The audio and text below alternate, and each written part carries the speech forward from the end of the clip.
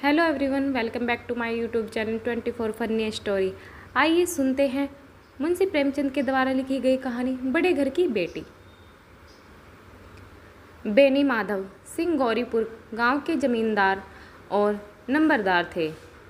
उनके पितामह किसी समय बड़े धन धान्य संपन्न थे।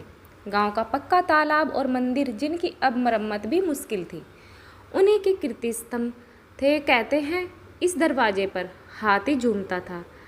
अब उसकी जगह एक बूढ़ी भैंस थी, जिसके शरीर में अस्थि पंजर के सिवा और कुछ शेष न था, पर दूध शायद बहुत देती थी, क्योंकि एक न एक आदमी हांडी लिए उसके सिर पर सवार ही रहता था। बेनी माधव सिंह अपनी आधी से अधिक संपत्ति वकीलों को भेंट कर चुके थे। उनकी वर्तमान आय 1000 रुपये वार्षिक से अधिक न थी। ठाकुर के 2 बेटे थे। बड़े का नाम श्रीकंठ सिंह था। उसके बहुत दिनों के परिश्रम और उद्योग के बाद बीए की डिग्री प्राप्त की थी। अब एक दफ्तर में नौकर था। छोटा लड़का लाल बिहारी सिंह दोहरे बदन का, सजीला जवान, भरा हुआ मुखड़ा, चौड़ी छाती, भैंस का 2 शेर ताज़ा दूध वह उठकर सवेरे पी जाता था। श्रीकंठ सिंह की दशा बिल्कुल विपरीत थी। इन नेत्र प्रिय गुणों को उन्होंने बीए इन्हीं 2 अक्षर पर न्यौछावर कर दिया था। इन 2 अक्षरों ने उनके शरीर को निर्बल और चेहरे को कांतिहीन बना दिया था। इसी से वेदिक ग्रंथों पर उनका विशेष प्रेम था।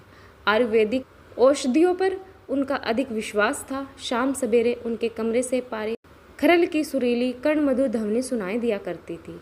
लोहार और कलकत्ते के वेदों से बड़ी लिखा पढ़ी रहती थी। श्रीकंठ इस अंग्रेजी डिग्री के अधिपति होने पर भी अंग्रेजी सामाजिक प्रथाओं के विशेष प्रेमी न थे, बल्कि वह बहुधा बड़े जोर से उनकी निंदा और तिरस्कार किया करते थे। इसी गांव में उनका बड़ा सम्मान था। दशहरे के दिनों में वह बड़े उत्साह से रामलीला होते और स्वयं किसी न किसी पात्र का पार्ट लेते थे। गौरीपुर में रामलीला के वही जन्मदाता थे। प्राचीन हिंदू सभ्यता का गुणगान उनकी धार्मिकता का प्रधान अंग था। सम्मिलित कुटुंब के तो वह एकमात्र उपासक थे। आजकल स्त्रियों को कुटुंब में मिलजुल कर रहने की जो अरुचि होती है, उसे वह जाति और देश दोनों के लिए हानिकार समझते हैं। यही कारण है कि गांव की ललनाएं उनकी निदक थी। कोई कोई तो उन्हें अपना शत्रु समझने में भी संकोच न करती थी। स्वयं उनकी पत्नी को इस विषय में उनसे विरोध था। यह इसलिए नहीं कि उसे अपने सास ससुर, देवर या जेठ आदि घृणा थी, बल्कि उसका विचार था कि यदि बहुत कुछ सहने और तहर देने पर भी परिवार के साथ निर्वाह न हो सके, तो आए दिन की कलह से जीवन को नष्ट करने की अपेक्षा यही उत्तम है कि अपनी खिचड़ी अलग पकाई जाए। आनंदी एक बड़े उच्च कुल की लड़की थी। उसके बाप एक छोटी सी रियासत के ताल्लुकेदार थे। विशाल भवन, एक हाथी, 3 कुत्ते, बाज, बहीर, सिकरे, झाड़, फानुस, आनरेरी, मजिस्ट्रेट और ऋण, जो एक प्रतिष्ठित ताल्लुकेदार के भाग्य पदार्थ है, सभी यहाँ विद्यमान थे। नाम था भूप सिंह। बड़े उदारचित्त और प्रतिभाशाली पुरुष थे, पर दुर्भाग्य से लड़का एक भी न था। 7 लड़कियां हुई और देवयोग से सब की सब जीवित रही। पहली उमंग में तो उन्हें 3 ब्याह दिल खोल कर किए।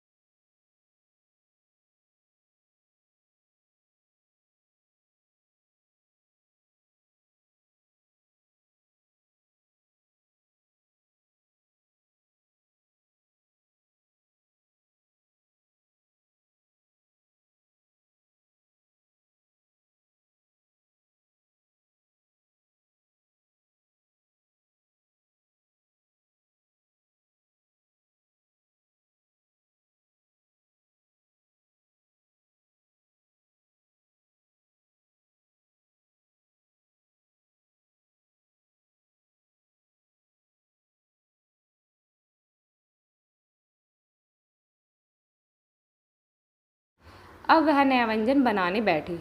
हांडी में देखा तो घी पाव भर से अधिक न था। बड़े घर की बेटी किफ़ायत क्या जानी, उसने सब घी मांस में डाल दिया। लाल बिहारी खाने बैठा तो दाल में घी न था। बोला, दाल में घी क्यों नहीं छोड़ा?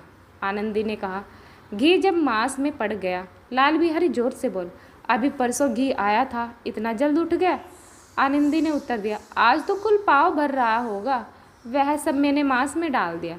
जिस तरह सूखी लकड़ी जल्दी से जल उठती है, उसी तरह बावला मनुष्य जरा जरा सी बात पर तिनक जाता है। लाल बिहारी को भावस की यह ठिठाई बहुत बुरी मालूम हुई। तिनक कर बोला, मैके में तो चाहे घी की नदी बहती हो, स्त्री गालियाँ सह लेती है, मार भी सह लेती है, पर मैके की निंदा उनसे नहीं सही जाती। आनंदी मुँह फेर कर बोली, हाथी मरा भी तो 9 लाख का, वहाँ इतना घी नित्य नायक हार खा जाते।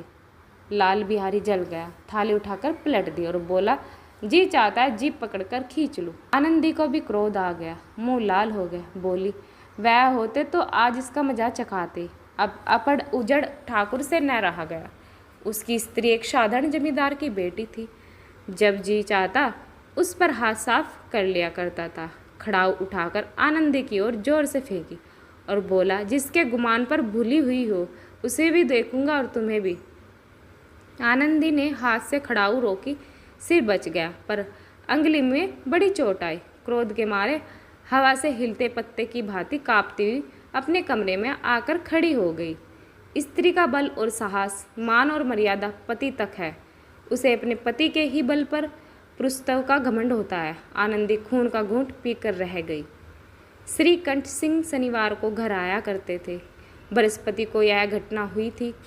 2 दिन तक आनंदी कोपू भवन में रही, न कुछ खाया न पिया, उनकी बाट देखती रही। अंत में शनिवार को नियमानुसार संध्या समय घर आए और बाहर बैठकर कुछ इधर उधर की बातें की। कुछ देश काल संबंधी समाचार तथा कुछ नए मुकदमे आदि की चर्चा करने लगे। यह वार्तालाप 10 बजे रात तक होता रहा। गांव के भद्र पुरुषों को इन बातों में ऐसा आनंद मिलता था कि खाने पीने की भी शुद्धि न रहती थी। श्रीकंठ को पिंड छुड़ाना मुश्किल हो जाता था। ये 2-3 घंटे आनंदी ने बड़े कष्ट से काटे। किसी तरह भोजन का समय आया, पंचायत उठी, एकांत हुआ तो लाल बिहारी ने कहा, भैया आप जरा भाभी को समझा दीजिएगा कि मुंह संभाल कर बातचीत किया करें, नहीं तो एक दिन अनर्थ हो जाएगा। बेनी माधव सिंह ने बेटे की ओर साक्षी दी, हाँ बहू बेटियों का यह स्वभाव अच्छा नहीं हो कि मर्दों के मुंह लगे। लाल बिहारी, वह बड़े घर की बेटी है तो हम भी कोई कुर्मी कहार नहीं है। श्रीकंठ ने चिंतित स्वर से पूछा, आखिर बात क्या हुई? लाल बिहारी ने कहा, कुछ भी नहीं, यूँ ही आप उलझ पड़ी। मैके के सामने हम लोगों को कुछ समझती ही नहीं। श्रीकंठ खा पी कर आनंदी के पास गए। वह भरी हुई बैठी थी। यह हजरत भी कुछ तीखे थे। आनंदी ने पूछा, चित्त तो प्रसन्न है? श्रीकंठ बोले, बहुत प्रसन्न, पर तुमने आजकल घर में क्या उपद्रव्य मचा रखा है? आनंदी की त्योरियों पर बल पड़ गई। झुंझुलाहट के मारे बदन में ज्वाला सी दहक उठी। बोली, जिसने तुमसे यह आग लगाई है उसे पाऊँ मुँह झुलस दूँ? श्रीकंठ, इतनी गर्म क्यों होती हो? बात तो कहो। आनंदी, क्या कहूँ, यह मेरे भाग्य का फेर है, नहीं तो गंवार छोकरा जिसको चपरासगिरी करने का भी सुहुर नहीं, मुझे खड़ाऊ से मारकर यूँ न अकड़ता। श्रीकंठ, सब हाल साफ साफ कहा तो मालूम हो, मुझे तो कुछ पता ही नहीं। आनंदी, परसों तुम्हारे लाडले भाई ने मुझसे मांस पकाने के कहा। घी हांडी में पाव भर से अधिक न था, वह सब मैंने मांस में डाल दिया। जब खाने बैठा तो कहने लगा, दाल में घी क्यों नहीं है? बस इसी पर मेरे मैके को बुरा भला कहने लगा। मुझसे न रहा गया, मैंने कहा कि वहाँ इतनी घी तो नायक हार खा जाते हैं और किसी को जान भी नहीं पड़ता। बस इतनी सी बात पर इस अन्यायी ने मुझ पर खड़ाऊ फेंक कर मारी। यदि हाथ से न रोक लूँ तो सिर फट जाता। उसी से पूछो, मैंने जो कुछ कहा वह सच है या झूठ? श्रीकंठ की आंखें लाल हो गई। बोला, यहाँ तक हो गया इस छोकरे का यह एहसास? आनंदी स्त्रियों के स्वभाव अनुसार रोने लगी, क्योंकि आंसू उनकी पलकों पर रहते हैं। श्रीकंठ बड़े धैर्यवान और शांति पुरुष थे। उन्हें कदाचित ही कभी क्रोध आता था। स्त्रियों के आंसू पुरुष के क्रोध गति भड़काने में तेल का काम करते हैं। रात भर करवटें बदलते रहे, उद्विग्नता के कारण पलक तक नहीं झपकी। सुबह अपने बाप के पास जाकर बोले, दादा, इस घर में मेरा निभाना होगा। इस तरह की विद्रोहपूर्ण बातें कहने पर श्रीकंठ ने कितनी ही बार अपने कई मित्रों को आड़े हाथों लिया था, परंतु दुर्भाग्य आज उन्हें स्वयं ही में बातें अपने मुंह से कहनी पड़ी। दूसरों को उपदेश देना भी कितना सहज है। बेनी माधव सिंह घबरा उठे और बोले, क्यों श्रीकंठ? इसलिए कि मुझे भी अपनी मान प्रतिष्ठा का कुछ विचार है। आपके घर में अब अन्याय और हठ का प्रकोप हो रहा है। जिनको बड़ों का आदर सम्मान करना चाहिए वे उनके सिर चढ़ते हैं। मैं दूसरे का नौकर ठहरा घर पर रहता नहीं। यहाँ मेरे पीछे स्त्रियों पर खड़ाऊ और जूतों की बौछार होती है।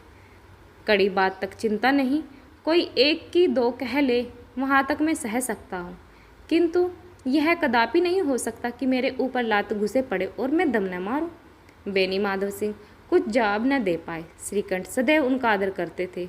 उनके ऐसे तेवर देखकर बूढ़ा ठाकुर अवाक रह गया। केवल इतना ही बोला, बेटा, तुम बुद्धिमान होकर ऐसी बातें करते हो। स्त्रियाँ इस तरह घर का नाश कर देती है।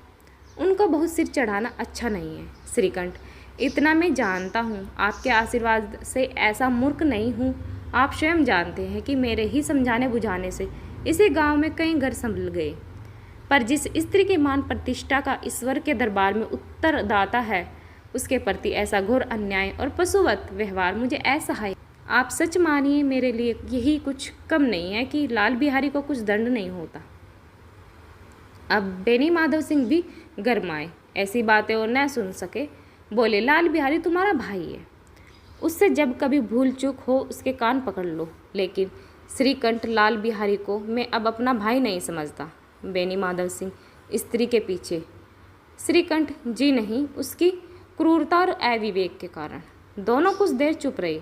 ठाकुर साहब लड़के का क्रोध शांत करना चाहते थे, लेकिन यह नहीं स्वीकार करना चाहते थे कि लाल बिहारी ने कोई अनुचित काम किया। इसी बीच में गांव के और कई सज्जन हुक्म चिलम के बहाने वहां आ बैठे। कई स्त्रियों ने जब यह सुना श्रीकंठ पत्नी के पीछे पिता से लड़ने की तैयारी है, उन्हें बड़ा हर्ष हुआ। दोनों पक्षों की मधुर वाणियाँ सुनने के लिए उनकी आत्माएं तिलमिलाने लगी। गांव में कुछ ऐसे कुटिल मनुष्य भी थे जो स्कूल की नीतिपूर्ण गति पर मन ही मन में जलते थे। वे कहा करते थे, श्रीकंठ अपने बाप से दबता है इसलिए वह दब्बू है, उसने विद्या पढ़ी इसलिए वह किताबों का कीड़ा है। बेनी माधव सिंह उसकी सलाह के बिना कोई काम नहीं करते, यह उनकी मूर्खता है। इन महानुभावों की शुभकामनाएं आज पूरी होती दिखाई दी। कोई हुक्का पीने के बहाने और कोई लगान की रसीद दिखाने के बहाने। बेनी माधव सिंह पुराने आदमी थे, इन भावों को ताड़ गए। उन्होंने निश्चय किया, चाहे कुछ ही क्यों न हो जाए, इन द्रोहियों को ताली बजाने का अवसर न दूंगा। तुरंत कोमल शब्दों में बोले, बेटा, मैं तुमसे बाहर नहीं हूँ, तुम्हारा जो चीज आए करो। अब जो लड़के से अपराध हो गया, इलाहाबाद का अनुभव रहित झल्लाया हुआ ग्रेजुएट इस बात को न समझ सका। उसे डेबिटिंग क्लब में अपनी बात पर अड़ने की आदत थी। इन हथकंडों की उसे क्या खबर। बाप ने जिस मतलब से बात पलटी थी वह उसकी समझ में न आई।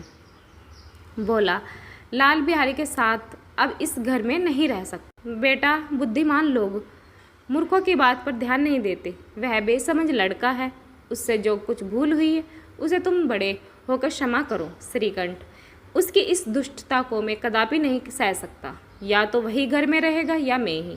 आपको यदि वह अधिक प्यारा है तो मुझे विदा कीजिए, मैं अपना भार आप संभाल लूँगा। यदि मुझे रखना चाहते हो तो उससे कहिए जहाँ चाहे चला जाए। बस यह मेरा अंतिम निश्चय है। लाल बिहारी सिंह दरवाजे की चौखट चुपचाप खड़ा होकर बड़े भाई की बातें सुन रहा था। वह उनका बहुत आदर करता था। उसे कभी इतना साहस न हुआ कि श्रीकंठ के सामने चारपाई पर बैठ जाए, हुक्का पी ले या पान खा ले। बाप का भी वह इतना मान न करता था। श्रीकंठ का भी उस पर हार्दिक स्नेह था। अपने होश में उन्होंने कभी उससे गुड़का तक न था। जब वह इलाहाबाद से आते तो उसके लिए कोई न कोई वस्तु अवश्य लाते थे। मुकद्दर की जोड़ी उन्होंने ही बनवा दी थी। पिछले साल जब उसने अपने से डोड़े जवान को नागपंचमी के दिन दंगल में पछाड़ दिया तो उन्होंने पुलकित होकर अखाड़े में ही जाकर उसे गले लगा लिया, 5 रुपये के पैसे लौटाए। ऐसे भाई के मुंह से आज ऐसी हृदय विदारक बात सुनकर लाल बिहारी को बड़ी ग्लानि हुई। वह फूट फूट कर रोने लगा। इसमें संदेह नहीं कि अपने किए पर पछता रहा था। भाई के आने से एक दिन पहले से ही उसकी छाती धड़कती थी कि देखो भैया क्या कहते हैं, मैं उनके सम्मुख कैसे जाऊंगा, उनसे कैसे बोलूँगा, मेरी आंखें उनके सामने कैसे उठेगी। उसने समझा था कि भैया मुझे बुलाकर समझा देंगे। इस आशा की विपरीत आज उसने निर्दयता की मूर्ति बने हुए पाया। वह मूर्ख था, परंतु उसका मन कहता था कि भैया मेरे साथ अन्याय कर रहे हैं। यदि श्रीकंठ उसे अकेले में बुलाकर 2-4 बातें कह देते, इतना ही नहीं 2-4 तमाचे भी लगा देते, तो कदाचित उसे इतना दुख न होता।